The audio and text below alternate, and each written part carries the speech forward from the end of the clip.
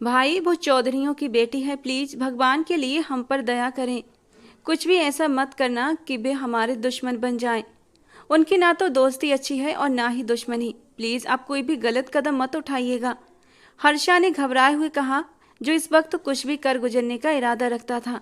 हर्षा, ईशा मेरी जिंदगी है और उसके बिना मैं नहीं रह सकता। अगर वो मुझे नहीं मिली तो मैं मर जाऊंगा। पराग सिर थाम कर बोला। वो तो जैसे ईशा के लिए पागल हो रहा था। भाई संभालिए खुद को। हमारी इतनी औकात नहीं हम उनके परिवार से रिश्ता जोड़ सकें। हमारा कोई मेल नहीं। हर्षा ने अपने से 5 साल बड़े अपने भाई को समझाना चाहा, लेकिन वो तो सोचने समझने की तमाम क्षमताओं से जैसे वंचित हो गया था। कहते हैं इश्क अंधा होता है, लेकिन हर्षा पराग को देखकर कह सकती थी, इश्क अंधा गूंगा लंगड़ा सब कुछ होता है। मेरे लिए ईशा ही सबसे जरूरी है, अपनी जान से भी बढ़कर, और मैं उसे नहीं छोड़ सकता, ये तो तय है। पराग ने कठोर स्वर में कहा। तो फिर आप क्या करने का सोच रहे हैं? क्या करेंगे और कैसे करेंगे? वे आपको और ईशा को एक नहीं होने देंगे। तो प्लीज बाज आ जाइए अपनी हरकतों से। आपका सिर्फ एक गलत कदम हम सबके लिए मुसीबतें खड़ी कर देगा। प्लीज संभालिए खुद को। तुम अपनी चोंच बंद रखो, छोटी हो छोटी ही बनकर रहो। पराग ने उसे डपट दिया तो वो बिल्कुल चुप हो गई। पराग अब किसी को कॉल मिला रहा था और बात करते हुए बाहर निकल गया, और हर्षा अपना सिर पकड़कर बैठ गई। न जाने अब पराग भाई क्या करने वाले हैं। अभी वो यही सब सोच रही थी कि पराग वापस अंदर आया। तुम अपना सामान पैक करो और मामा के घर के लिए निकलो, फौरन, जितना जल्दी हो सके। वो जल्दी जल्दी में बोलता हुआ अपने कमरे की ओर बढ़ा। हर्षा उसके पीछे लपकी। भाई, मामा के पास? लेकिन क्यों? और आप? मेरी फिक्र मत करो, मेरा इरादा ईशा को अपने साथ ले जाने का है। बस तुम जल्दी से मामा के घर के लिए निकलो, ताकि मेरे यहाँ से जाने के बाद तुम्हें कोई नुकसान न पहुँचे। अपना सारा सामान बैग में रखते हुए वो साथ साथ हर्षा को भी समझा रहा था। भाई, ये कैसे मुमकिन है? हम यहाँ से निकलेंगे तो क्या उन्हें पता नहीं चलेगा? कहीं भी चले जाएं, पाताल में भी जाकर छिप जाए ना, तब भी हम उनसे बच नहीं पाएंगे। उन लोगों की पहुंच बहुत ऊंची है, वो हमें कहीं से भी ढूंढ निकालेंगे। तो प्लीज़ ऐसा मत करें, मैं आपके आगे हाथ जोड़ती हूँ, हर्षा ने बेबसी से कहा। मैं तुमसे आखिरी बार कह रहा हूँ हर्षा, इस मामले से दूर रहो। सिर्फ उतना ही सुनो जितना मैं कह रहा हूँ। चुपचाप अपना सामान पैक करो और मामा के घर के लिए निकलो। मुझे दोबारा न कहना पड़े, अब जाओ यहाँ से। पराग ने उसे सख्ती से डांटते हुए कमरे से बाहर निकाल दिया। इस वक्त वो ईशा से संपर्क में था और हर्षा जान गई थी वे दोनों भागने की योजना बना रहे हैं। अपने कमरे में आते ही वो एक और बिस्तर पर बैठ गई। पास रखा मोबाइल उठाया तो उसके हाथ कांपने लगे। उसने कांपते हाथों से नंबर लिस्ट खोली। ध्रुव चौधरी नंबर उसकी आंखों के सामने था। ये नाम उसकी आंखों के सामने आते ही उसका दिल जोरों से धड़कने लगा। उस इंसान से तो वैसे ही उसकी जान जाती थी। वो कैसे उसे बताती कि अपनी बहन की रक्षा करो। तुम्हारी बहन मेरे भाई के साथ रात के अंधेरे में भागने वाली है। अपने घर के दरवाजे बंद कर लो, दीवारें ऊंची कर लो, अपनी इज्जत की अर्थी निकलने से बचा लो। वो बिलख बिलख कर रो पड़ी। उसकी हिम्मत ही नहीं हो रही थी अपनी जगह से हिल भी सके। लेकिन पराग की प्लानिंग के अनुसार उसे भी अब अपना सामान पैक करना था। वो अलमारी से अपना जरूरी सामान निकालने लगी, जबकि आंसू अब भी बहे जा रहे थे। इस वक्त वो अपने जिम रूम में पंचिंग बैग पर अपना अंदर का गुस्सा उतार रहा था। आज एक बार फिर उसका अपनी सौतेली माँ के साथ झगड़ा हुआ था। जितना वो इन झगड़ों से बचना चाहता था, उतना ही वे उसे उकसाती थीं। इस समय वो पसीने में पूरी तरह भीग चुका था, लेकिन फिर भी रुक नहीं रहा था। उसकी ब्लैक सैंडो पसीने में तर थी। बालों से पसीना टपक कर उसकी गर्दन पर बह रहा था कि तभी उसे अपने मोबाइल पर एक मैसेज टोन सुनाई दी। उसके पंचम बैग पर चल रहे हाथ एकदम से रुक गए थे। गहरा सांस छोड़ते हुए उसने तौलिया उठाया और अपना पसीना सुखाने लगा। जूस का गिलास होठों से लगाते हुए उसने मोबाइल उठाया और मैसेज देखा। समय कम है, हो सके तो बचा लें अपनी फैमिली। अपनी हवेली पर पैनी नजर रखें, किसी भी पल कुछ भी हो सकता है। अनजान नंबर से आए अधूरे शब्दों को पढ़ते ही ध्रुव के माथे पर अनगिनत बल पड़ गए। उसने 2-3 बार उस संदेश को पढ़ा, लेकिन उसे कुछ समझ न आया। बस यही लगा कि कोई उसे किसी खतरे के बारे में आगाह कर रहा है। ध्रुव ने उसी अनजान नंबर पर कॉल लगाई, लेकिन अब नंबर बंद जा रहा था। वो उलझन में पड़ गया, लेकिन फिर भी समझ नहीं पाया कि आखिर कहने वाला कहना क्या चाहता था। रात के अंधेरे में वो अपनी चौधरी हवेली की दहलीज पार कर गई। उसने अपने सबसे प्यारे भाई ध्रुव चौधरी का दिल तोड़ दिया था। वो उसका सगा भाई नहीं था, लेकिन सगों से ज़्यादा उसे चाहता था। मगर आज उसने अपनी सारी मोहब्बतों को सिर्फ एक मोहब्बत पर कुर्बान कर दिया। पराग की मोहब्बत के आगे सबकी मोहब्बत कमज़ोर पड़ गई। वो अपना छोटा सा बैग उठाए बस स्टैंड पर पहुंची, जहां पराग पहले से मौजूद था। दोनों ने एक दूसरे को देखा और आंखों में इशारा किया। फिर दोनों बस के अंदर सवार हो गए। उन्होंने अलग अलग सीटें चुनी। बस में मुसाफिर बहुत कम थे, इसलिए बस चलने के लिए तैयार थी। इस समय वे दिल्ली से मुंबई का सफ़र बाय रोड करने वाले थे। अब 3 दिन उनके इसी सफ़र में गुजरने वाले थे। पराग ने जानबूझकर बस का चुनाव किया था, क्योंकि उसे लगा कि लोग हर जगह ढूंढ सकते हैं, लेकिन किसी का ध्यान इस ओर नहीं जाएगा। यही उसकी अपनी सोच थी। बस सड़क पर रफ्तार पकड़ चुकी थी। दोनों ही अपने धड़कते दिलों को संभाले हुए मोबाइल पर एक दूसरे से संपर्क में थे। ईशा ने घर से निकलते ही अपना मोबाइल वहीं घर पर छोड़ दिया था। वो वही मोबाइल लेकर निकली थी जो पराग ने उसे दिलाया था, और उसका सिम नंबर भी सिर्फ पराग के पास था। बस के चलते ही पराग ने अपनी बहन हर्षा को कॉल लगाई। हर्षा, जो पराग के कहने पर घर से निकल गई थी, चंडीगढ़ जाने वाली बस में सवार कर दी गई थी ताकि वो अपने मामा के घर जा सके। लेकिन जैसे ही पराग वहां से निकला, वो बस से नीचे उतर आई थी और वापस लौट आई। वो अभी घर पहुंची ही थी कि उसके मोबाइल पर पराग की कॉल आने लगी। एक पल को वो घबरा गई थी, लेकिन फिर हिम्मत करके उसने कॉल रिसीव कर ली। पराग बोला, तुम ठीक हो ना हर्षा? कोई प्रॉब्लम तो नहीं? पराग के शब्दों में फिक्र झलक रही थी। प्रॉब्लम तो अब शुरू होंगे भाई, हर्षा ने गुस्से में कहा। तुम मामा के घर तब तक रहोगी जब तक मैं दोबारा तुमसे संपर्क न करूं। ये आप क्या कह रहे हैं भाई? क्या मुझसे सारे रिश्ते तोड़ने लगे हैं? हर्षा का दिल घबराने लगा। हाँ, तोड़ने पड़ेंगे। मैं नहीं चाहता कल को तुम्हारे लिए कोई मुश्किल खड़ी हो। पराग ने जैसे उसे धीरे से समझाया। मेरे लिए या फिर अपने लिए डर रहे हैं? आपको ये डर है कहीं मेरे जरिए चौधरी परिवार आप तक पहुंच न जाए और आपको आपकी ईशा से अलग न कर दे। तो बेफिक्र रहे, मैं खुद आपसे कोई संपर्क नहीं करूंगी, चाहे कैसी भी मुश्किल क्यों ना आए। और आप भी दोबारा मुझे कॉल मत कीजिएगा। हर्षा ने गुस्से से कहते हुए कॉल काट दी। काश उसे पता होता ये उसके भाई से आखिरी बार बात हुई थी। इसके बाद वो कभी भी अपने भाई की आवाज़ सुन न सकेगी। अगर उसे ये सब पता होता तो वो कॉल कभी ना काटती। दूसरी तरफ पराग ने भारी दिल से मोबाइल से सिम निकाली और उसे तोड़ दिया। आई एम सॉरी हर्षा, लेकिन मैं अपनी मोहब्बत के हाथों मजबूर हूँ। मैंने बहुत कोशिश की कि ईशा के बिना जी लूँ, लेकिन ये मेरी मोहब्बत पर एक बड़ा सवालिया निशान बन जाता। जानता हूँ इस वक्त मुझसे नाराज हो तुम, लेकिन भगवान ने चाहा तो बहुत जल्द मैं तुम्हें मना लूँगा। वो मन ही मन अपनी बहन से बातें करते हुए संतोष था, लेकिन ये नहीं जानता था अब उसकी बहन के लिए कितनी मुश्किलें खड़ी होने वाली हैं। हर्षा की ज़िंदगी में एक ऐसी कयामत आने वाली थी जो उसे दुखों के समंदर में धकेलने वाली थी। कहाँ जा सकती है वो? ढूंढो उसे। मुझे हर हाल में सुबह की रोशनी से पहले वो चौधरी हवेली में वापस चाहिए, वरना तुम सबको घाट उतार दूंगा। ध्रुव चौधरी ने अपने आदमियों पर गुस्से से दहाड़ते हुए मोबाइल जमीन पर पटक दिया। दूसरी तरफ किरण जी बेहद परेशान थी। उन्हें ईशा की बहुत फिक्र हो रही थी।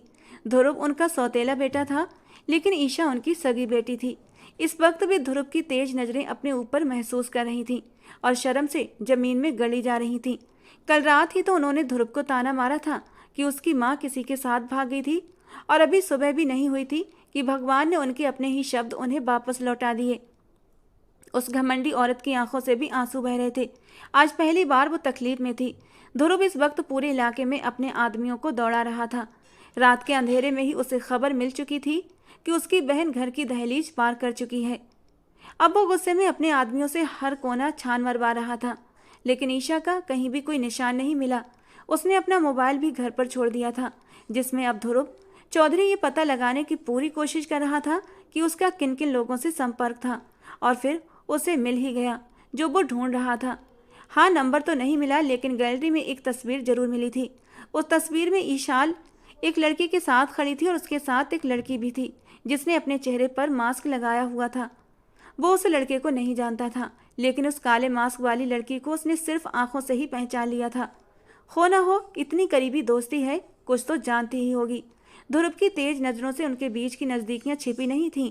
वो अच्छी तरह जानता था उसकी बहन का और इस लड़की का आपस में कितना अच्छा दोस्ती का रिश्ता था। अब जब वो उस लड़की को जानता था तो उसका पता निकालना कौन सा मुश्किल काम था। ध्रुव, कहाँ जा रहे हो? मेरी ईशा का पता लगा लिया क्या? जैसे ही ध्रुव चौधरी गुस्से में दरवाजे की ओर बढ़ा, किरण जी की आवाज़ ने उसके कदम रोक दिए। भगवान से प्रार्थना करें अंधेरा छटने से पहले मिल जाए, वरना अगर सुबह का सूरज चढ़ गया तो उसे मौत से भी बदतर सजा मिलेगी। वो गुस्से से गुर्राता हुआ बाहर निकल गया और पीछे किरण रोने लगी। ध्रुव अपने आदमियों को लेकर उस घर की ओर बढ़ चुका था जहां जाने की उसने कभी सोची भी न थी। काफी देर तक सोचते सोचते हर्षा की आंख बड़ी मुश्किल से लगी थी कि तभी बाहर दरवाजे पर जोर जोर से दस्तक होने लगी। उसकी आंख फौरन खुल गई, दिल जोर से धड़कने लगा, सांस जैसे सीने में अटक गई। अब दरवाजा और तेज बजने लगा था। हर्षा ने जल्दी से उठकर कमरे के दरवाजे को लॉक कर दिया। इतने में जो भी था उसने दरवाजा तोड़कर अंदर घुसने की कोशिश की। पूरे घर की तलाशी लो, ध्रुव चौधरी की गूंजती हुई आवाज अंदर तक सुनाई दे रही थी और डर के मारे हर्षा ने तो अपनी सांसें तक रोक लीं। ध्रुव का डर बहुत पहले ही उसके दिल में घर कर चुका था और आज 1 साल बाद वे फिर आमने सामने थे। हर्षा ने अपनी आंखें मजबूती से भींच लीं। तभी उसके कमरे के दरवाजे पर जोर जोर से धमक होने लगी। हर्षा ने मुंह पर हाथ रखकर अपनी चीखों को दबाया, लेकिन आखिरकार वो दरवाजा भी टूट गया। ध्रुव चौधरी अंदर दाखिल हुआ तो हर्षा घबराकर पीछे हटी। उसकी हरी आंखों को वो भला कैसे भूल सकता था, लेकिन आज भी उसके चेहरे पर वही डर और खौफ था जो उसे और भी हसीन बना रहा था। पर इस वक्त ध्रुव चौधरी को वो सिर्फ अपनी मुजरिम की बहन के अलावा कुछ और नहीं दिख रही थी। कहाँ है मेरी बहन? उसके सख्त शब्दों पर हर्षा का दिल डूबकर उभरा। वो अपने कदम पीछे लेती दीवार से जा लगी। कुछ पूछ रहा हूँ तुमसे, बताओ मुझे, कहाँ है मेरी बहन? इस बार वो पूरी ताकत से गरजा, जिससे हर्षा की सांसें थम सी गई थीं। उसका चेहरा सफेद पड़ गया। डैम, सांस लो। ध्रुव ने उसके दोनों बाजुओं को पकड़कर झकझोर दिया तो वो अचानक गहरी सांसें भरने लगी। कहाँ है मेरी बहन? कहाँ लेकर गया है उसे तुम्हारा भाई? बोलो, जवाब दो। अब वो सच में उसे इतना डरा चुका था कि उसकी आवाज़ हर्षा के कानों तक ठीक से पहुंच भी नहीं रही थी। मुझे नहीं पता। मुश्किल से धीमे से उसके होंठों से ये शब्द निकले। झूठ मत बोलना तुम। उसके बालों को पकड़कर उसका चेहरा उसने अपने करीब कर लिया। तुम सब जानती हो, तुम और तुम्हारे भाई ने मेरी बहन को ट्रैप किया है। मैं आखिरी बार पूछ रहा हूँ, उसके बाद ऐसी सजा दूंगा जिसे तुम्हारी नन्ही सी जान सह नहीं पाएगी। ध्रुव चौधरी की ठंडी आवाज में कहे गए इन शब्दों पर हर्षा की सांसें जैसे हलक में अटक गईं। मैं सच कह रही हूँ, मुझे नहीं पता वो कहाँ है। हर्षा रो पड़ी, लेकिन ध्रुव पर उसके आंसुओं का कोई असर न हुआ। तुम ऐसे नहीं मानोगी। वो उसे हाथ से पकड़कर कमरे की दहलीज तक लाया। ध्रुव, उसने तड़प कर ध्रुव चौधरी को पुकारा तो एक पल के लिए उसके कदम रुक गए। दोनों की नज़र पल भर के लिए मिली थी। मेरा दुपट्टा, उसके लबों से बस यही निकला। ध्रुव जानता था वो खुद को छुपा कर रखती थी। आज तक कभी भी वो बाहर बिना दुपट्टे के नहीं निकली थी, लेकिन आज उसका शरीफ बनना उसे जहर लग रहा था। मेरे सामने ये सती सावित्री बनने का नाटक बंद करो। तुम्हारे भाई ने मेरी इज्जत को रौंद डाला है और अब तुम्हें लगता है मैं तुम्हें यहाँ से इतनी इज्जत देकर लेकर जाऊँगा? तुम्हारी सांसों के साथ ले जा रहा हूँ। इसी पर शुक्र मनाओ, क्योंकि इस वक्त मेरा दिल कर रहा है तुम्हारा ऐसा हाल करूँ कि तुम्हारा भाई तड़प उठे जैसे मैं इस वक्त तड़प रहा हूँ। ध्रुव चौधरी ने उसकी कलाई को पकड़कर इतनी जोर से अपनी ओर खींचा कि वो उसके फौलादी सीने से जा टकराई। हर्षा की आंखों में इस वक्त बस अविश्वास था। वो इस कदर निर्दयी और बेरहम कैसे हो सकता था? अब वो उसे खींचते हुए दरवाजे की ओर बढ़ रहा था। ध्रुव ने उसे गाड़ी में लगभग पटकने वाले अंदाज में बिठाया और फिर तेजी से गाड़ी चौधरी हवेली की ओर मोड़ दी। पराग और ईशा कुछ ही देर बाद एक साथ बैठे थे। किसी को भी उनकी इस हरकत पर शक नहीं हुआ, बल्कि किसी का भी ध्यान उनकी ओर नहीं था। तुम ठीक हो ना? पराग ने बहुत ही प्यार से ईशा का हाथ थामा। मुझे डर लग रहा है, कहीं भाई हम तक पहुंच ना जाए। अगर भी हमें पकड़ लेंगे तो जिंदा नहीं छोड़ेंगे। ईशा के दिल का डर उसकी जबान पर आ गया। ऐसा कुछ नहीं होगा। मैं उसे इतनी बुरी तरह चकमा देकर आया हूँ कि वो हमें कभी ढूंढ नहीं पाएगा। बस तुम फिक्र मत करो। एक बार हम मुंबई पहुँच जाएं तो सबसे पहले मैं शादी का इंतजाम करता हूँ।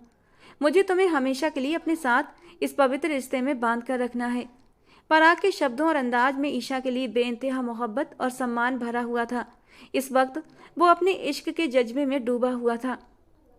सब कुछ ताक पर रखकर अपनी मोहब्बत को अमर करने जा रहा था। आखिर ऐसे कहाँ जा सकती है अचानक से? कुछ तो पता होगा। कैसी माँ हो तुम जो ये तक नहीं जानती कि तुम्हारी बेटी रात के अंधेरे में कहाँ चली गई? कमलेश चौधरी ने अपनी बीवी को काफ़ी खरी खोटी सुनाई। वो आज ही विदेश से लौटे थे और किरण चौधरी उन्हें ये पूरी बात बता रही थी। मुझे नहीं पता चौधरी साहब कब और कैसे वो घर छोड़कर चली गई। प्लीज़ आप ध्रुव से कहिए, वो उसे ढूंढ निकालेगा। वो उसे कुछ न कहे, मेरी बच्ची मासूम है। वो बिलख बिलख कर रो पड़ी। मासूम? आपकी वो बेटी जो रात के अंधेरे में घर छोड़कर चली गई, वो मासूम है? कमलेश चौधरी ने इस बार सख्त शब्दों में कहा। उनका बस नहीं चल रहा था किरण चौधरी का गला, जिन्होंने अपनी बेटी की परवरिश में इतनी बड़ी कमी कर दी। ऐसे मत कहिए चौधरी साहब, इकलौती बेटी है मेरी, उसे कुछ हो गया तो मैं कैसे जीऊंगी? वो मेरी भी बेटी है किरण, कमलेश चौधरी ने ठंडे शब्दों में कहा। लेकिन जब बेटे या बेटियां इज्जत पर दाग लगाएं तो सिर्फ मौत ही लाज रखती है। वो अपना गुस्सा काबू में रखते हुए बाहर निकल गए थे। सुबह का सूरज चौधरी हवेली को दुखों में डुबोने वाला था। ध्रुव चौधरी ने हर्षा को हवेली के कैद खाने में बंद कर दिया। वो रोती रही, गिड़गिड़ाती रही, लेकिन ध्रुव ने उसकी एक न सुनी। दरवाजा बंद करते हुए उसने उसे अंधेरे कमरे में छोड़ दिया। वो इस वक्त बेहद गुस्से में था। वो नहीं चाहता था अपना गुस्सा उस लड़की पर उतारे, इसलिए फिलहाल उसे एक स्टोर रूम में बंद कर दिया और खुद हवेली के अंदरूनी हिस्से की ओर बढ़ा, जहां से कमलेश चौधरी बाहर निकलते हुए उससे टकरा गए। ध्रुव, कहाँ थे तुम? और ईशा का पता चला? कमलेश चौधरी की परेशान आवाज पर ध्रुव चौधरी ने अपने घने बालों में हाथ फेरा। लग जाएगा पता, मैं लगाकर ही दम लूंगा। लेकिन एक बात साफ सुन लीजिए, ईशा को मेरे हाथों से कोई बचा नहीं सकता। वो जिस लड़के के साथ भागी है उसी के साथ उसे जिंदा जमीन में याद रखिएगा, और अपनी सो कॉल्ड वाइफ को भी बता दीजिए। ध्रुव चौधरी गुस्से से पिघलता हुआ अपने कमरे की ओर बढ़ा। कमलेश चौधरी ने अफसोस में सिर हिलाया। वो भी ध्रुव से सहमत थे। साफ था उनकी बेटी उनकी इज्जत की अर्थी निकाल कर जा चुकी थी, तो वो उसे कैसे माफ कर सकते थे? और वो ये भी जानते थे ध्रुव चौधरी ने जो कुछ कहा है वो करके दिखाएगा। ईशा जहां मर्जी जाकर छिप जाए, ध्रुव उसे ढूंढ ही निकालेगा। आज तीसरा दिन था और वो मुंबई की हदों में दाखिल हो चुके थे। पराग ने अपने दोस्त से कहकर शादी का सारा इंतजाम भी करवा दिया था। हम यहाँ से सीधे उसके फार्म हाउस जाएंगे, वहाँ हमारी शादी होगी और फिर हम एक किराए का घर लेंगे। शुरुआत में थोड़ी मुश्किल होगी, लेकिन धीरे धीरे सब कुछ ठीक हो जाएगा। बस तुम्हें मुझ पर भरोसा रखना है। अपना यकीन मुझ पर कभी मत खोना, और मैं वादा करता हूँ तुम्हारा भरोसा कभी नहीं तोड़ूंगा। तुम्हें वो सारी खुशियाँ देने की कोशिश करूँगा जिनकी तुम हकदार हो। बस से उतरती हुई वो दोनों एक दूसरे से ये वादा कर रहे थे। ईशा अपनी मोहब्बत की संगत में बहुत खुश थी, बल्कि उसे खुद पर गर्व था कि उसे सच्ची मोहब्बत करने वाला हमसफर मिल रहा था। काश उसके घर वाले इतने खुले विचारों के होते और उसकी मोहब्बत को स्वीकार करके उसकी शादी हंसी खुशी कर देते, तो उसे ये कदम उठाना ना पड़ता। लेकिन वो अच्छे से जानती थी वो चौधरी थे, मर जाते लेकिन अपने से नीचे खानदान में उसकी शादी न करते। सड़क पार करते हुए अचानक ईशा का हाथ पराग के हाथ से छूट गया। पराग ने सामने से आती बड़ी ट्रक को देख लिया था। उसके पास अब और वक्त नहीं था कि खुद को और ईशा को बचा सके। एक पल की देरी किए बिना ईशा की ओर भागा था। उसने ईशा को धक्का दे दिया। वो दूर जाकर गिरी और उसी पल वो ट्रक पराग को कुचलता हुआ आगे निकल गया। पराग! ईशा की चीख पूरे माहौल में गूंज उठी थी। पराग ने हसरत भरी नजरों से अपनी मोहब्बत को देखा, जिसके संग वो अपनी दुनिया बसाने जा रहा था। लेकिन किस्मत को कुछ और ही मंजूर था। ईशा दौड़ती हुई उसके पास पहुंची।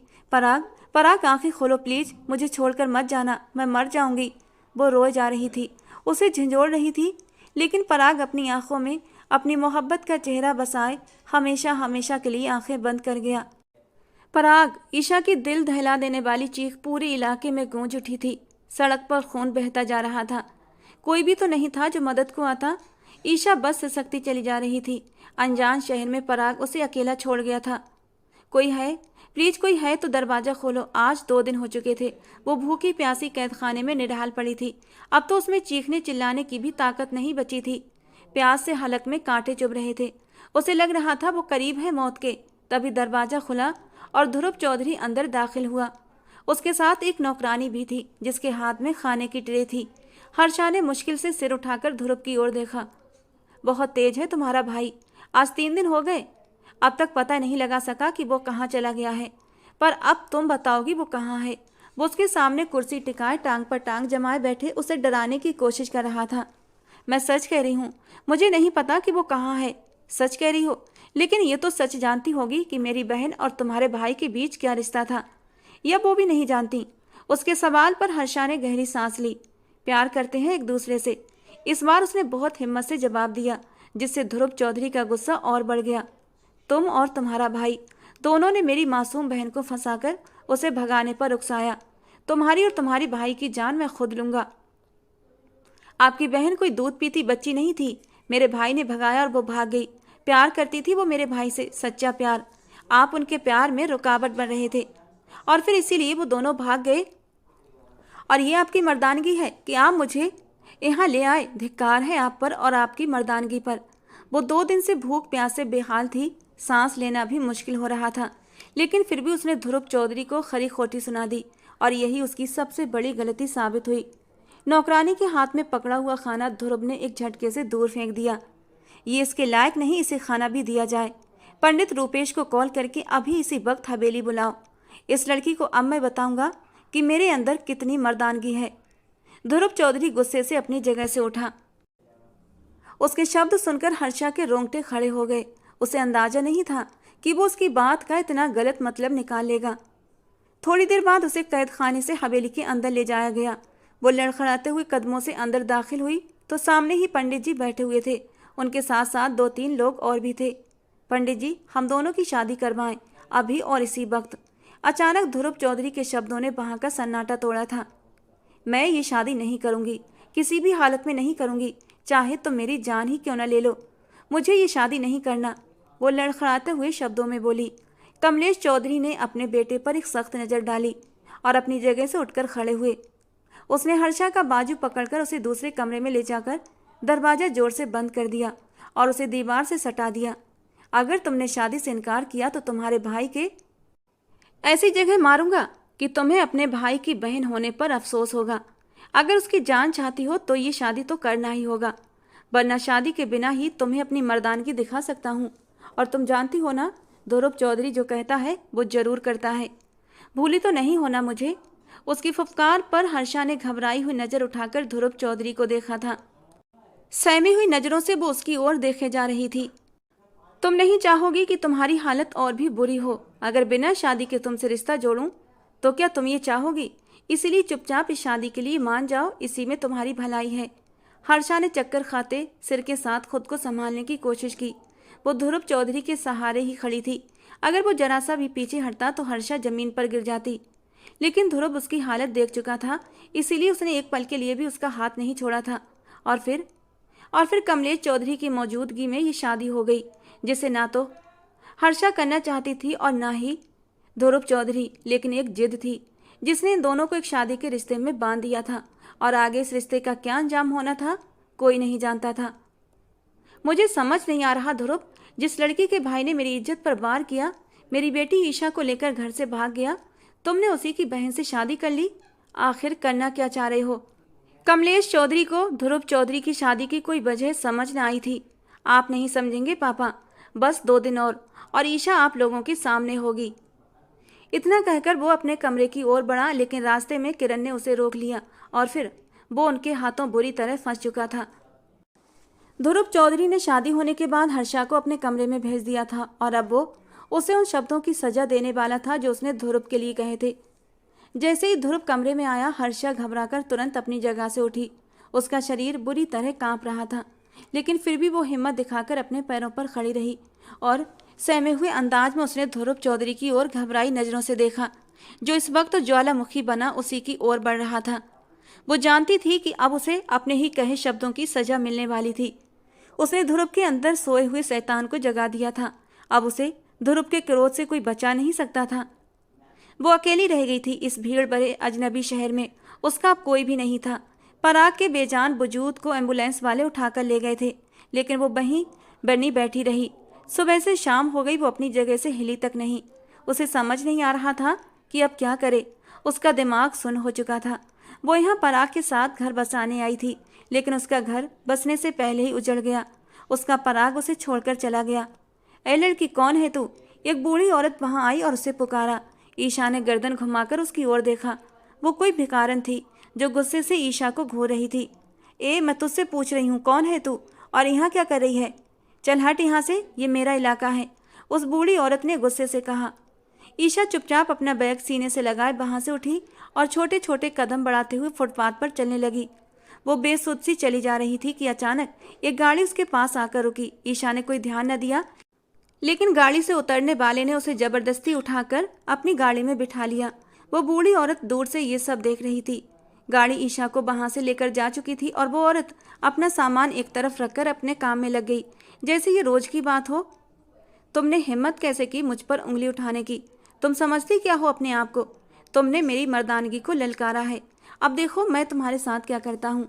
एक तरफ तुम्हारा भाई मेरी बहन को भगा कर ले गया और दूसरी तरफ तुम मुझ पर उंगली उठा रही हो। मुझ पर? ध्रुव चौधरी पर। अपने भाई के किए का भी भुगतान तुम ही भुगतोगी।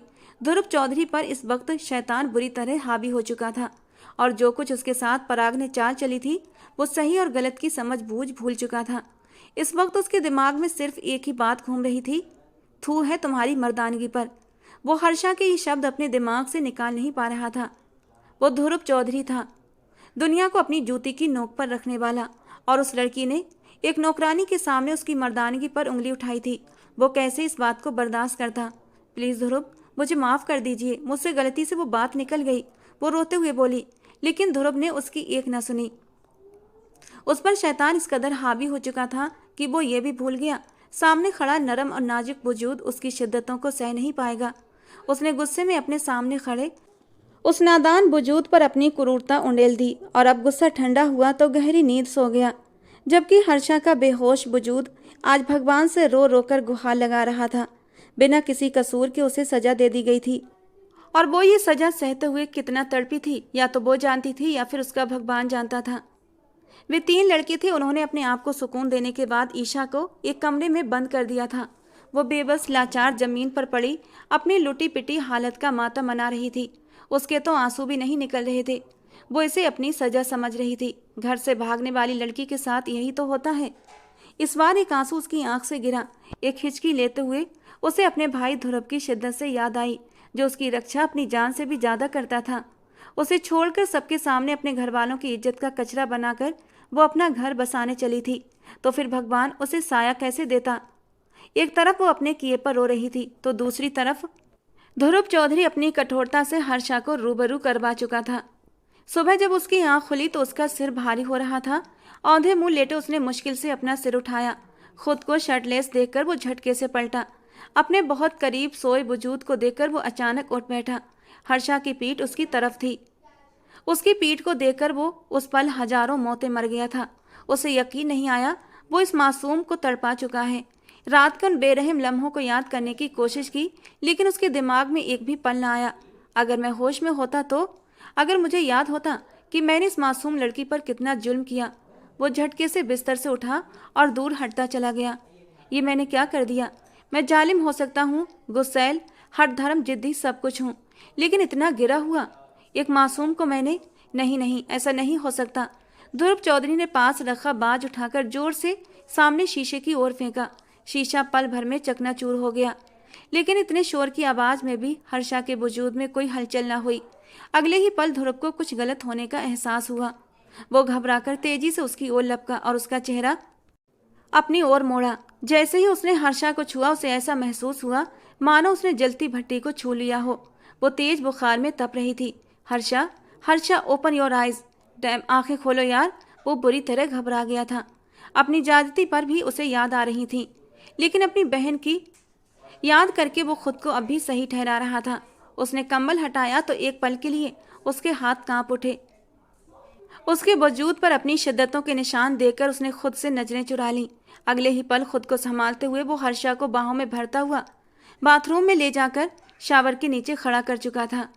जैसे ही ठंडा बर्फ जैसा पानी उस पर गिरा, अर्ध मूर्छित हालत में हर्षा ध्रुव के सीने से जा लगी। उसे अचानक झटके महसूस हुए। वो दूर होना चाहती थी, लेकिन ध्रुव ने उसे अपने सीने से लगाए काबू कर रखा था। ठंडे पानी से दोनों भीगते जा रहे थे। हर्षा पानी से बचने के लिए ध्रुव के सीने में पनाह ले रही थी। वो इस वक्त जिस हालत में थी, अगर होश में होती तो शायद ध्रुव के सामने आंख तक न उठा पाती, लेकिन इस वक्त वो बहुत शिद्दत से उससे लिपटी हुई थी और ध्रुव के सब्र का इम्तिहान ले रही थी। ध्रुव ने शावर बंद किया, उसे बाथरोब पहनाया और बाहर लाकर बिस्तर पर धीरे से लिटा दिया। उसकी इस हालत का जिम्मेदार वो खुद था, लेकिन इसमें सबसे बड़ा हाथ किसी और का भी था। एक बार फिर मैं इस्तेमाल हुआ हूँ। ध्रुव ने दर्द से आंखें मींच लीं। क्यों मैं उनकी साजिश को समझ नहीं पाया, उनकी बातों को नहीं पहचान पाया। कितनी गंदी जगह बार किया है उस औरत ने, जो कहने को सो कॉल्ड मेरी सौतेली माँ है। जब वो अपने कमरे में आ रहा था तो किरण उसका हाथ पकड़कर अपने कमरे में ले गई थी और उसके मन में ऐसा जहर भरा, हर्षा के लिए उसके दिल में नफरत और भी बढ़ चुकी थी। और जब वो किरण के कमरे से निकलने लगा तो किरण ने एक गिलास में उसे कोल्ड ड्रिंक्स दी थी। ये कोल्ड ड्रिंक पियो और गुस्सा शांत करो, गुस्से से काम नहीं बनेगा बल्कि ठंडे दिमाग से काम बनेगा। उस वक्त तो वो भी गुस्से के मारे जल रहा था और खुद को ठंडा करना चाहता था, इसीलिए किरण का दिया हुआ कोल्ड ड्रिंक का गिलास उसने पी लिया था। लेकिन वो नहीं जानता था किरण ने उसमें कुछ मिला रखा था। वो नशे की हालत में हर्षा के साथ क्या कर गया था उसे कुछ नहीं पता चला था। लेकिन जब होश में आया तो उसे खुद से ही घिन महसूस हो रही थी। ध्रुव के दिल में किरण के लिए और भी ज्यादा नफरत भर गई। इसी बीच हर्षा ने नींद में ही दर्द से कराहते हुए करवट बदली। उसके पूरे जिस्म में दर्द की लहरें उठ रही थीं। हर्षा, तुम ठीक हो? ध्रुव उसके पास बैठ गया। आज 1 साल पहले वाला ध्रुव लौट आया था, जो अपनी इस पवित्र मोहब्बत का कायल था। लेकिन एक गलत फहमी पर उसने उसे छोड़ दिया था। हाँ, उसने सुना था कि वो किसी और से मोहब्बत करती थी, इसीलिए वो हर्षा से दूर होता चला गया। वो हर्षा से अपनी मोहब्बत का इजहार करने वाला था, लेकिन फिर वो हर्षा को हर बात पर टॉर्चर करने लगा। हर्षा और ध्रुव चौधरी एक ही यूनिवर्सिटी में थे। वो सीनियर था और हर्षा ने अभी यूनिवर्सिटी में एडमिशन लिया था। बहुत वक्त पहले उन्होंने एक दूसरे से लड़ते झगड़ते ही गुजारा था। अगर हर्षा को किसी चीज़ से सबसे ज़्यादा डर लगता था तो वो था ध्रुव के गुस्से से। जब भी वो गुस्से में उसे घूर कर देखता, हर्षा का दिल धक से रह जाता था। और जब वो यूनिवर्सिटी छोड़कर विदेश चला गया तो सबसे ज़्यादा खुशी हर्षा को ही महसूस हुई थी। लेकिन वो ये नहीं जानती थी कि सबसे ज़्यादा मिस भी वही करेगी। वो दिल ही दिल में उसे चाहने लगी थी और अब उसके चले जाने के बाद उसे इस चाहत का एहसास हुआ था। लेकिन अब वो क्या कर सकती थी सिवाय अंदर ही अंदर तड़पने के, क्योंकि वो जान का दुश्मन तो हिंदुस्तान छोड़कर चला गया था। वो ठीक तो है ना डॉक्टर? पहली बार ध्रुव चौधरी के शब्दों में अपनी बहन के अलावा किसी और के लिए भी फिक्र झलक रही थी। जी, वो ठीक हो जाएंगी, डोंट वरी। ये ड्रिप ख़त्म होते ही आप इन्हें हल्का फुल्का खाना दीजिएगा। शायद इन्होंने बहुत कम खाया है, इसीलिए इन्हें काफ़ी कमजोरी हो गई है। और डॉक्टर को सोचकर रुकी थी। उसने ध्रुव चौधरी को सिर से पांव तक एक सख्त नज़र से देखा था और ध्रुव चौधरी डॉक्टर की नज़रों का मतलब समझकर शर्मिंदा सा हो गया था और डॉक्टर से नज़रें चुराने लगा। डॉक्टर ने गहरी सांस ली और कहने लगी, अभी उनकी हालत ऐसी नहीं है कि आप उनसे कोई भी करीबी रिश्ता बनाएं। उन्हें पहले ठीक हो लेने दें, तब तक खुद को संभाल कर रखें मिस्टर ध्रुव चौधरी। डॉक्टर हर्षा के जिस्म के गहरे निशान तो नहीं देख पाई थी, लेकिन उसकी शिद्दतों के निशान उसकी गर्दन पर साफ चमक रहे थे, जिन्हें वो चाहकर भी छुपा नहीं पाया था।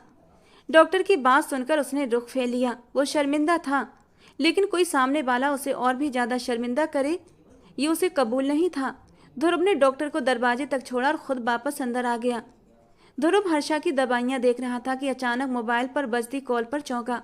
आगे बढ़कर हर्षा का बुखार चेक किया, जो अभी भी काफ़ी तेज़ था, लेकिन लगातार बजती कॉल ने उसका ध्यान भटका दिया। मोबाइल स्क्रीन पर अननोन नंबर देखकर वो बुरी तरह चौंका। हेलो।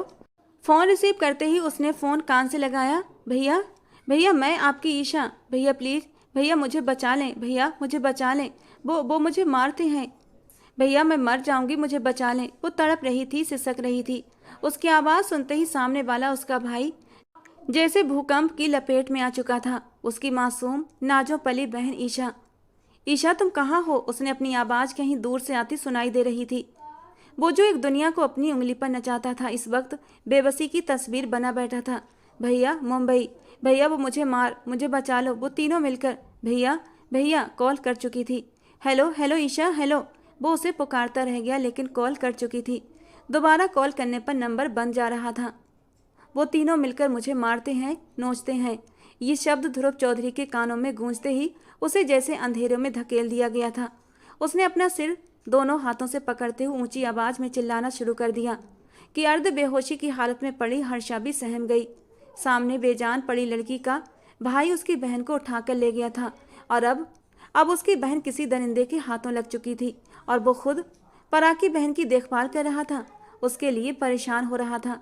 ध्रुव के अंदर एक ही कमी थी, उसे जब भी गुस्सा आता तो हद से ज़्यादा आता और उसका रिएक्शन भी उतना ही खतरनाक होता था।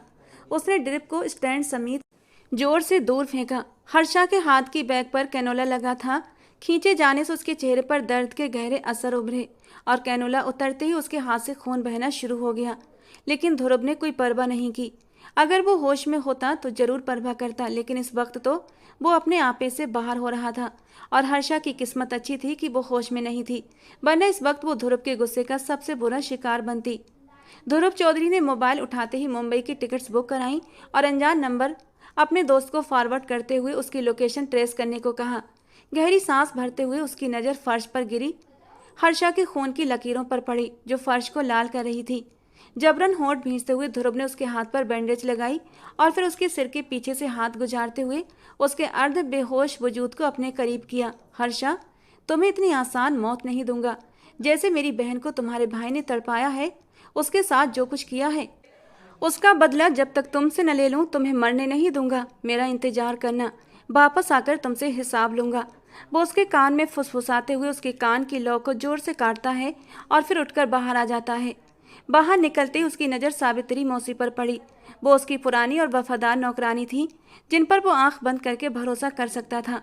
उन्हें सब समझाकर अब वो मुंबई की फ्लाइट पकड़ चुका था, जहाँ एक तूफान आने वाला था। ईशा की आज सहन शक्ति की सीमा खत्म हो चुकी थी। वो रो रो कर बेहाल हो चुकी थी, लेकिन किसी भी को भी उस पर रहम नहीं आ रहा था। हैवान को उस पर जरा भी रहम न आया। उसे यहाँ 2 दिन हो चुके थे और इन 2 दिनों में इन तीनों मर्दों ने उसे जिस बेरहमी से कुचला था, उसे लगा कि मर जाना उससे बेहतर है। कितनी मुश्किल से उसने एक आदमी का फ़ोन चुराकर अपने भाई से संपर्क किया था, ये सिर्फ वही जानती थी। इन दरिंदों के हाथों का खिलौना बनने से अच्छा था वो अपने भाई के हाथों मर जाए। उसे अपने भाई की दी हुई मौत मंजूर थी। वो बेजान थी और बिस्तर पर पड़ी हुई थी, जबकि वो तीनों लड़के बाहर ड्राइंग रूम में बैठकर सिगरेट और ड्रिंक कर रहे थे। यार, कैसे अनटच माल था, क्या ही चीज हाथ लगी है। एक ने गहरा कश लगाते हुए कहा, हाँ शायद घर से भागी है और जिसके लिए भागी थी वो उसे छोड़कर भाग गया। दूसरे ने भी सहमति जताई, यार मेरा तो फिर से दिल मचल रहा है। इतनी नर्म नाजुक और खूबसूरत है कि दिल ही नहीं भर रहा। तीसरा दोस्त फिर से अपने बेकाबू जज्बात के आगे बेबस नजर आया। अरे सब्र रख, लेकिन इतना जल्दी दोबारा कुछ मत कर, वो लड़की मर जाएगी। उसके अंदर अब इतनी ताकत नहीं बची कि वो और सह सके। वो तीनों यूनिवर्सिटी फ्रेंड्स थे, बिगड़े हुए अमीरजादे। इनका काम ही नशा और ऐश करना था। हमेशा हमेशा किसी न किसी शिकार की तलाश में रहते थे। इनकी गुड लक और ईशा की बैड लक की वो इन तीनों के हाथ लग चुकी थी। यार अब तो सब्र नहीं हो रहा, तुम दोनों कर लो सब्र, मैं थोड़ी देर में आता हूँ, उसने बेकाबू होते हुए उठते हुए कहा। ये नहीं सुधरेगा, एक ने सिगरेट का धुआं छोड़ते हुए लापरवाही से कहा। लेकिन उन्हें नहीं पता था अगले ही पल उनके साथ क्या होने वाला है। अभी थोड़ी ही देर बीती थी, अंदर से चीखने की आवाज़ आई। बाहर बैठे दोनों चौंक गए।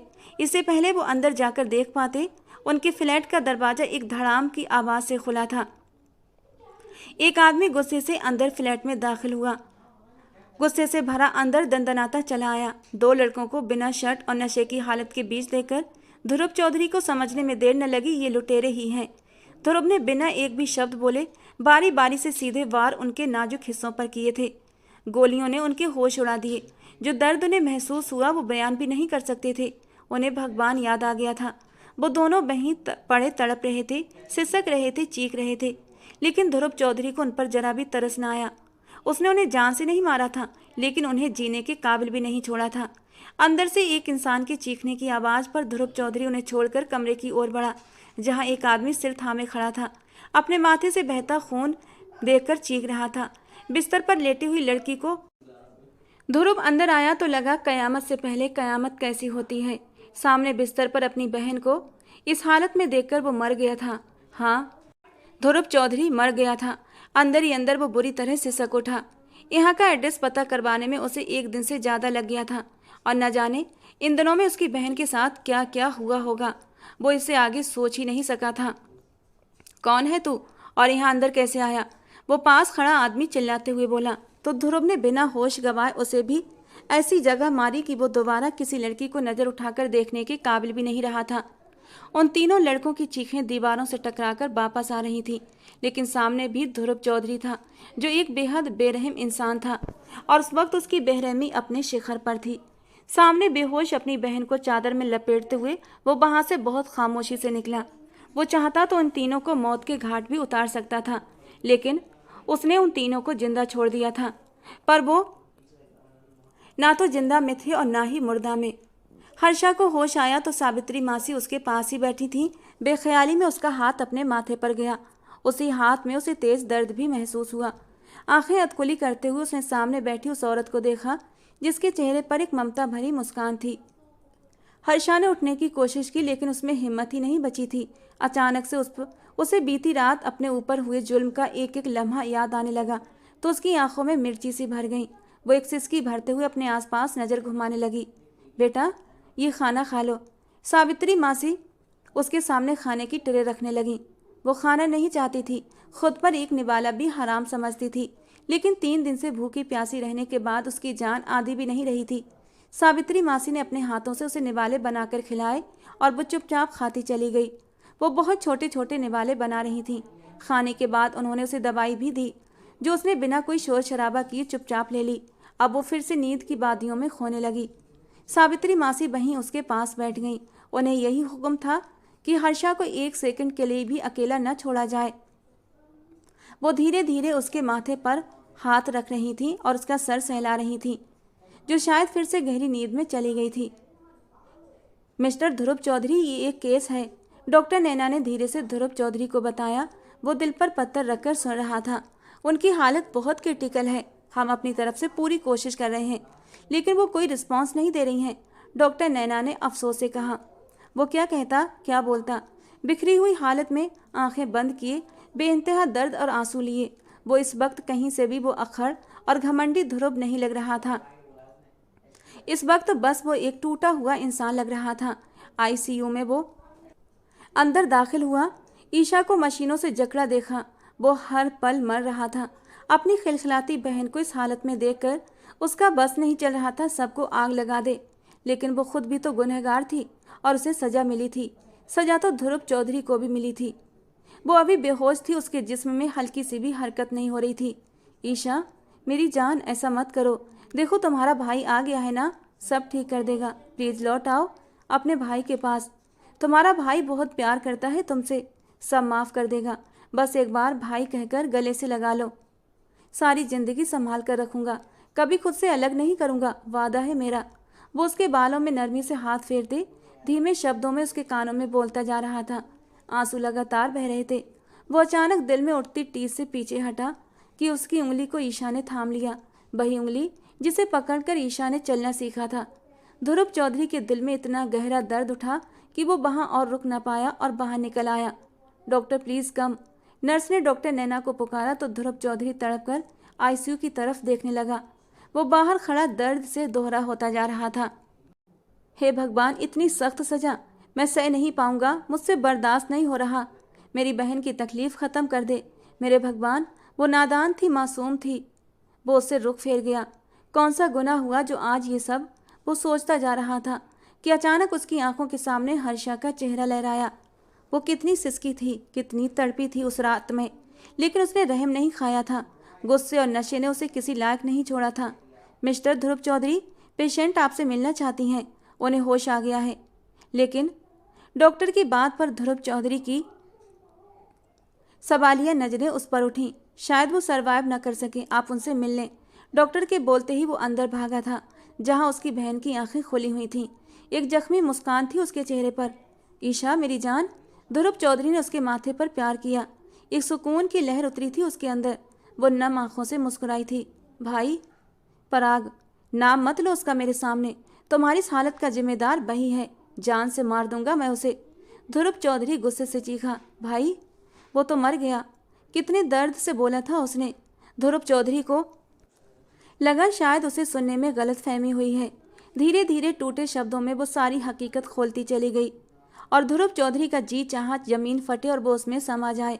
भाई, मैं पराग से मिलूंगी अब जाकर। वो मेरा इंतजार कर रहा है। वो देखो मेरा पराग आ गया। अचानक से ईशा की सांसें गहरी हुईं। डॉक्टर ने उसे आईसीयू से बाहर निकाल दिया और वो हारे हुए अंदाज में बाहर निकलता चला गया। आज 1 हफ्ता हो चुका था। ध्रुव चौधरी उसे कहीं दिखाई नहीं दिया था। सावित्री मासी ने उसका बहुत अच्छे से ख्याल रखा था। वो काफ़ी बेहतर हो गई थी। लेकिन ध्रुव चौधरी का अचानक गायब होना उसे किसी अच्छे ख्याल की ओर नहीं ले जा रहा था। कहीं वो भाई और ईशा तक पहुंच तो नहीं गया, कहीं उसने उन्हें मार तो नहीं दिया। इन्हीं सोचों ने हर्षा को चैन से नहीं बैठने दिया था। तुम होती कौन हो मुझे अंदर जाने से रोकने वाली? दरवाजे के पास से आती आवाज़ सुनकर हर्षा एकदम से चौंकी और फिर वो अंदर कमरे में दाखिल हुई। किरण गुस्से से बुरी तरह तिलमिला रही थी। तुम्हारा भाई मेरी बेटी को भगा कर ले गया और तुम यहाँ महारानी बनी अपनी सेवा करवा रही हो। उठो, अभी इसी वक्त निकलो इस घर से। वो उसके पास आई और बाजू से पकड़कर बिस्तर से खींच लिया। क्या कर रही हैं? छोड़िए मुझे। हर्षा ने खुद को छुड़ाने की कोशिश की। किरण बीबी जी, बच्ची को छोड़ दीजिए। ध्रुव बेटा इनकी जिम्मेदारी मुझे सौंप कर गया है। इन्हें कुछ भी हुआ तो वो छोड़ेंगे नहीं। सावित्री मासी ने डरते हुए कहा। तुम तो चुप ही रहो, हमारे मामलों में दखल मत दो। वो गुस्से से बिखरते हुए हर्षा को बाजू से पकड़कर घर से बाहर ले जाने लगी। दहलीज पर पहुंचते ही उन्होंने जोर से उसे धक्का दिया था, लेकिन हर्षा आने वाली शख्सियत से टकरा गई, जिसने तुरंत ही उसे बाजुओं में संभाल लिया था। आज लगभग करीब 1 हफ्ते बाद वो अपने उस दुश्मन जां को देख रही थी, जिसने उसे उसके ना किए गए गुनाहों की सजा दी थी। उस शख्स की आंखें आज हर एहसास से खाली थीं, सिवाय एक एहसास के, और वो था शर्मिंदगी का एहसास। ध्रुव चौधरी ने हर्षा को खुद से लगाए किसी से कुछ कहे अंदर की ओर कदम बढ़ा दिए। ध्रुव, ये यहाँ नहीं रहेगी। इस लड़की की इस हवेली में कोई जगह नहीं। इसे यहाँ से फौरन निकालो। मुझे इसका वजूद भी यहाँ बर्दाश्त नहीं। किरण ने नफरत और हिकारत से कहा। ध्रुव चौधरी के कदम एक पल को रुके। वो किस कदर तकलीफ से गुजर रहा था ये सिर्फ वही जानता था। सारी रातें जाग जाग कर काट रहा था, अपनी तकलीफें अपने अंदर समेटे हुए था। हर्षा उसके चेहरे और आंखों को लगातार देख रही थी। उसका दिल किसी अनहोनी के डर से बैठा जा रहा था। कहीं कुछ गलत तो नहीं? भाई, हर्षा को अपने भाई की याद आई। ध्रुव, तुम सुन रहे हो ना? मैं कुछ कह रही हूँ। वो उसके सामने आकर गुस्से से गरजी। ध्रुव चौधरी का बेख्तियार हाथ उनकी गर्दन पर जा ठहरा। इस अचानक हुई घटना पर वो बुरी तरह घबरा गईं। ध्रुव चौधरी की पकड़ और भी मजबूत होती जा रही थी। हर्षा ने घबराकर जल्दी से ध्रुव चौधरी को उनसे दूर किया और वो पीछे हट गया। किरण जोर जोर से खांसने लगी। तुम जैसी औरत को इस हवेली में रहने का कोई हक नहीं। मर गई है ईशा। तुम अपनी बेटी की गुनहगार हो। ध्रुव चौधरी के शब्दों ने हवेली की दीवारें तक हिला दी। जाओ, जाकर अब मातम मनाओ।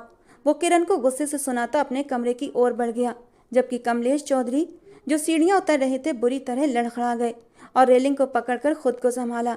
ईशा मर गई, ये सोचते ही सबको एक गहरा सदमा लगा। हर्षा ध्रुव के पीछे उसके कमरे में दौड़ती चली आई। आपने क्या कहा? ये झूठ है ना? हर्षा की आंखों में आंसू भरने लगे। ध्रुव चौधरी ने खींचकर उसे जोर से अपने सीने से लगा लिया। उसे इस वक्त एक सहारे की जरूरत थी, एक ऐसा कंधा जिस पर वो अपने दर्द को कम करने के लिए रो सके। वो पूरी शिद्दत से हर्षा को गले लगाकर हिचकियों के साथ बेजबान रो रहा था। हर्षा ने कभी ध्रुव का ये रूप नहीं देखा था। उसने तो हमेशा उसे गुस्से से आग बबूला होते, चीखते चिल्लाते और मारते देखा था। आज पहली बार उसने उसे इस तरह टूटकर रोते हुए देखा था, लेकिन उसके आंसू हर्षा को भी तकलीफ दे रहे थे। हर्षा, रो लो यार, तुम भी रो लो। तुम्हारा भाई भी चला गया। वो उसे सीने से लगाए धीरे से बुदबुदाया और हर्षा के अंदर जैसे सब कुछ ठहर सा गया था। अगले ही पल वो उसकी बाहों में बेहोश होकर झूल गई थी। जब होश आया तो उसने खुद को ध्रुव के बहुत करीब पाया। वो बहुत चिंतित था। हर्षा के जागते ही उसके जख्म फिर से हरे हो गए और वो दूसरी तरफ करवट लेकर लेट गई। उसका यूं मुंह फेर लेना ध्रुव के दिल पर भारी गुजरा। ध्रुव ने उसके पीछे से लेटकर उसे अपने बाहों के घेरे में ले लिया और अपना चेहरा उसकी गर्दन में छुपा लिया। वो अब भी रो रहा था, सिसक रहा था। हर्षा भी कुछ कम हालत में नहीं थी। उसने ध्रुव के हाथों को नहीं झटका, लेकिन कोई प्रतिक्रिया भी नहीं दी और धीरे धीरे ध्रुव ने सब कुछ बताना शुरू कर दिया। हर्षा को लगा था कि ध्रुव ने उनके भाई और ईशा को मार डाला है, लेकिन सच्चाई बेहद दर्दनाक थी। ये सुनकर तो उसके रोंगटे खड़े हो गए थे। ईशा की तकलीफ सुनते ही एक पल को वो अपने भाई की मौत भी भूल गई थी। उसने करवट लेकर ध्रुव की ओर देखा, जो इस वक्त बिल्कुल किसी मासूम रोते हुए छोटे बच्चे जैसा लग रहा था। वो अपनी बहन के दर्द को दिल में महसूस कर रहा था, गहरे कष्ट और पीड़ा में डूबा हुआ था। मुझे माफ़ कर दो हर्षा, मैंने तुम्हें बहुत तकलीफ दी। इसका बदला भगवान ने मुझसे मेरी बहन की सूरत में। वो आगे कुछ बोल ही न सका और हर्षा का दिल इतना कठोर नहीं था कि वो ध्रुव को इस दर्द के लम्हों में अकेला छोड़ देती। उसके अंदर की इंसानियत ने उसे ऐसा करने से रोक दिया था। वो ध्रुव के सीने से लगी हुई थी। उसे भी अपना दर्द मिटाना था, अपने भाई की मौत का गम भुलाना था। ध्रुव के सीने से लगकर वो अपने दर्द को भूल रही थी और ध्रुव को भी जैसे कोई सुकून मिलने लगा था, मानो उसके दिल से कोई भारी बोझ हट गया हो।